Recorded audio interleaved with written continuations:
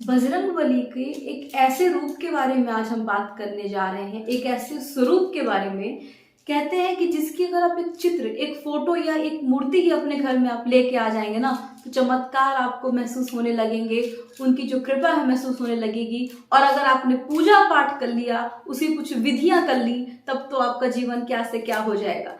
तो चलिए, कहते हैं ना कि चलिए इस वीडियो में कुछ नया सीखते हैं और बदलते हैं अपनी किस्मत। नमस्कार, मैं हूं अन्नपूर्णा तिवारी। एक बार फिर स्वागत है आपका धर्म के उदय में। दोस्तों, इस वीडियो में आज हम बजरंगबली के एक विशाल स्वरूप के बारे में जानेंगे, एक शक्तिशाली स्वरूप के बारे में जानेंगे, जिसकी पूजा मात्र करने से या घर में एक चित्र ही लगा देने से किस्मत कहां से कहां पहुंच जाती है। तो इस वीडियो में आपको क्या क्या जानने को मिलेगा, थोड़ा सा मैं आपको बता देती हूँ।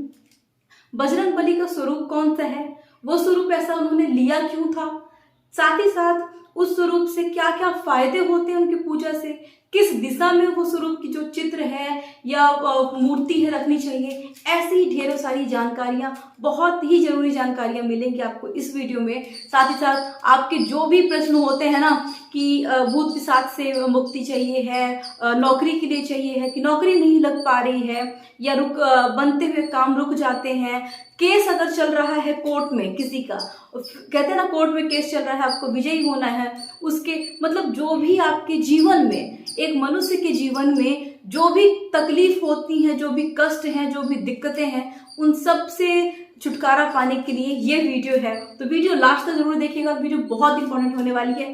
तो चलिए वीडियो शुरू करते हैं। बजरंगबली को कलयुग का राजा कहा गया है। कहा गया है कि सबसे शक्तिशाली बजरंगबली हैं और कलयुग के राजा हैं। तो उनका जिस स्वरूप के बारे में हम बात करने जा रहे हैं, वो स्वरूप कोई और नहीं है, उनका पंचमुखी स्वरूप है। जो उन्होंने पंचमुखी अवतार रखा था, ये वीडियो उसके बारे में है।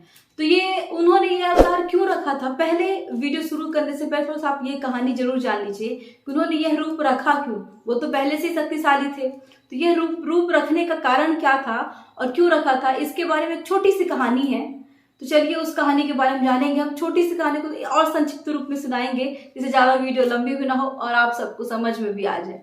दोस्तों, हमारे ग्रंथों में लिखा है कि जब रावण और राम का युद्ध चल रहा था, तो रावण को जब यह एहसास होने लगा कि क्या मैं हार जाऊंगा या मैं जीत नहीं पाऊंगा, तो उन्होंने, रावण ने क्या किया, अपने भाई अहिरावण से मदद मांगी कि हमें मतलब बचाओ और हमारा साथ दो। तो अहिरावण ने क्या किया, अपना माया जाल फैलाया और माया जाल में राम जी की जो पूरी सेना है ना, सबको निद्रा में भेज दिया। यानी ऐसी शक्ति चला दी कि सब गहरी निद्रा में सो गए और राम और लक्ष्मण जी को बंदी बनाकर वो पाताल लोक लेके चले गए। जब कुछ लोगों की नींद खुली, तब किसी ने बोला कि विभीषण आए थे इससे पहले और राम जी के कक्ष की तरफ जा रहे थे। सबकी शंका कहाँ चली गई, दौड़ के विभीषण की तरफ। तो रावण के दो काम हो रहे थे कि विभीषण के ऊपर शंका जाएगी तो विभीषण को भगा भी दिया जाएगा और हम राम और लक्ष्मण की बलि दे देगा अहिरावण। तो विभीषण बताते हैं कि ये जो शक्ति चलाई गई है, यह किसी और ने नहीं, अहिरावण ने चलाई है। और हनुमान जी पूछते हैं कि वो है कहाँ, जहां हमारे प्रभु को लेके गया है, उसका स्थान बताओ। विभीषण ने बोला वो पाताल लोक में रहता है। तो वहां पे जाते हैं बजरंगबली। सोचिए, बजरंगबली हमारे पाताल लोक पहुंच जाते हैं। अब पाताल लोक जाते ही उनका जो मुलाकात होती है वो किससे होती है पता है, बजरंगबली के पुत्र मगरध्वज के से होती है। अब मगरध्वज बजरंगबली का पुत्र है, इसकी कहानी अलग है। अगर आपको जानना हो तो कमेंट करिएगा, उसके बारे में हम आपको बताएंगे। अब मकरध्वज को हराने के बाद जब बजरंगबली अहिरावण के पास जाते हैं, तब मकरध्वज ने ही बताया था कि अहिरावण को अगर आपको हराना है तो उसके लिए उसको एक वरदान है कि उसने 5 दीपक जला रखे थे, पांचों दिशा, मतलब दिशा जो होते हैं ना, तो अलग अलग दिशाओं में करके 5 उसने दीपक जला रखे थे। और उसको यह वरदान था कि जब कोई व्यक्ति एक साथ इन 5 दीपक को बुझाएगा तभी वह उसका वध कर पाएगा, नहीं तो कोई नहीं कर पाएगा। और एक नॉर्मल इंसान के बस की बात तो थी नहीं कि कोई 5 एक साथ दीपक बुझा लेगा। तब बजरंगबली ने अपना पंचमुखी अवतार लिया था। वो पंचमुखी अवतार लेते ही उन्होंने जो अहिरावण के जो दीपक थे 5 एक साथ बुझाए, अहिरावण का वध किया और राम और लक्ष्मण को वहां से छुड़ाकर वापस लेके आए थे। तो जो ये पंचमुखी अवतार उन्होंने रखा था, तो ये 5 मुखी थे। अब 5 मुख के अलग अलग कार्य हैं, कहते हैं अलग अलग अर्थ हैं उसके, और अलग उनके पूजा के एक अलग अलग फल होते हैं। तो जब आप हर मुख के अलग फल हैं और आप अगर उनका एक साथ पूजा करोगे, यानी पंचमुखी अवतार की पूजा करोगे, तो आपको सारे फल एक साथ मिलने वाले हैं।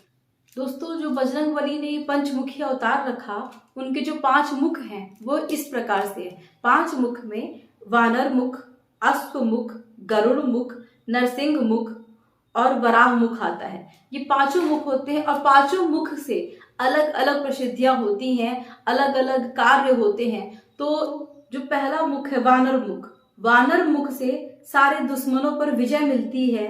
दूसरा है गरुड़ मुख, गरुड़ मुख से सारी परेशानियां दूर हो जाती हैं। तीसरा है उत्तर दिशा के वराह मुख, इससे प्रसिद्धि, शक्ति और लंबी आयु मिलती है। चौथा है नरसिंह मुख, इससे मुश्किलें, तनाव और डर दूर होते हैं।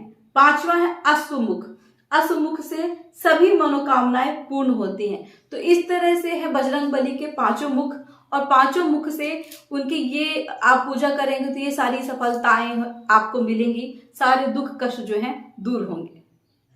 तो दोस्तों, अभी हमने आपको बताया कि बजरंगबली का जो पंचमुखी अवतार है, इनके सारे मुख की जो पूजा करते हैं उसे क्या फल मिलते हैं।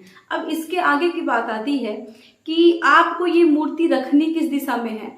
दोस्तों, ये जो चित्र है, आप चित्र ला रहे हो या बजरंगबली के पंचमुख की मूर्ति लेके आ रहे हैं, आपको दक्षिण पश्चिम दिशा में रखनी है, या तो दक्षिण दिशा में ही रखना है, ये अनिवार्य है। दक्षिण दिशा में ही पंचमुखी बजरंगबली की मूर्ति होनी चाहिए। या आप चित्र भी लगा रहे हैं, जो उनका मुख है ना, वो दक्षिण दिशा की ओर होना चाहिए। इसी तरह कहा जाता है कि अगर आपके घर में कोई भी नकारात्मकता है या वास्तु दोष है, तो आप घर के जो मुख्य द्वार होता है, दक्षिण दिशा की तरफ अगर द्वार है आपका, कई जगह होता है कि हमारा घर का द्वार दक्षिण दिशा में है, अब क्या करें, अब घर तो तोड़ नहीं सकते, इसलिए आप बजरंगबली का जो चित्र है पंचमुखी वाला, वो आपको दक्षिण दिशा की ओर लगाना है। यानी जो मुख्य, जैसे आप मेरा देख रहे हो, तो मेरा फेस अगर इधर है, दक्षिण दिशा इस साइड होना चाहिए। ऐसे आप उनकी चित्र लगाएंगे तो आपको वो सफलता मिलेगी, सुख समृद्धि आएगी, और आपके घर में कोई भी जो दोष है वो नहीं रहेगा। अब इसके बाद एक पॉइंट आता है कि अगर आप कोर्ट कचहरी का केस कोई चल रहा है, तो आपको करना क्या है, आपको प्रतिदिन बजरंगबली के सामने घी का दीपक जलाना है। आप घी का दीपक जलाएंगे और बजरंगबली से विनती करेंगे, मन्नत मांगेंगे कि प्रभु हमारे सफलता दीजिए इस कोर्ट कचहरी के केस से, तो आपको सफलता मिलेगी। पर याद रहे, आप सच्चे होना चाहिए। अगर आप गलत हैं, बजरंगबली गलत का साथ नहीं देते हैं। दूसरा, अगर आप नौकरी वाले लोग हैं, जो नौकरी चाह रहे हैं, परिश्रम कर रहे हैं और आपको नौकरी नहीं मिल रही है, और आप चाह रहे हैं कि हम सफलता हो जाए, सफलता मिले, हम एग्जाम दे रहे हैं, पास नहीं हो पा रहे हैं, इसके लिए उपाय है जो पंचमुखी बजरंगबली की जो मूर्ति है या फोटो है, आपको उनके सामने लड्डू का भोग लगाना है। लड्डू लगाइए, साथ में आप अनार का फल है, आप उसका भोग लगा सकते हैं। कोई सा भी फल अगर आप चढ़ाते हैं और प्रभु से विनती करते हैं, तो आपकी मनोकामना जरूर पूरी होगी। इसी तरह आपके घर में अगर कोई वास्तु दोष है, या आपके ऊपर कोई शनि का ग्रह दोष है, या पितृ दोष है, या कोई भी भूत पिशाच का कोई दोष है, कुछ भी दोष है, तो आपने अगर मूर्ति लेके आई है तो दोष हट ही जाएंगे। साथ ही साथ आप बजरंगबली की जो पंचमुखी बजरंगबली का चित्र है, उनके सामने आपको हनुमान चालीसा पाठ करना है। आप हनुमान चालीसा का अगर पाठ कर रहे हैं, अगर आप नियमित नहीं कर पा रहे हैं, तो कृपया करके मंगलवार और शनिवार को अवश्य करें, आपको सफलता जरूर मिलेगी। और एक बात, कोई भी कार्य करने से, हमारे कहने से आपको सफलता नहीं मिलेगी। कुछ भी कार्य करने से पहले आपको विश्वास होना चाहिए। बिना विश्वास के भगवान भी धरती पे आ जाएंगे, आपका कार्य सफल नहीं होगा। इसलिए कहते हैं, आप अगर विश्वास है मन के अंदर ना, आप दृढ़ निश्चय रखिए, विश्वास रखिए। साथ ही साथ जो नियम और कानून है पूजा पाठ के, बजरंगबली के लिए थोड़ा सा नियम होते साफ सफाई का, मैंने और वीडियोस में बता रखा है, आप देख सकते हो। उस तरीके से आप करेंगे तो आपको सफलता जरूर मिलेगी। आशा करती हूँ कि जो मैंने वीडियो बनाई है, इससे कुछ लोगों को, ये जो लोग हैं, आप लोगों को सफलता मिले और आप लोग तरक्की करें। अगर सफलता मिलती है तो प्लीज कमेंट करके बताइएगा। और अगर आप बजरंगबली और महादेव या श्री राम जी के भक्त हैं, सनातनी हैं, तो जय श्री राम, जय बजरंगबली, हर हर महादेव कमेंट सेक्शन में जरूर लिखिएगा।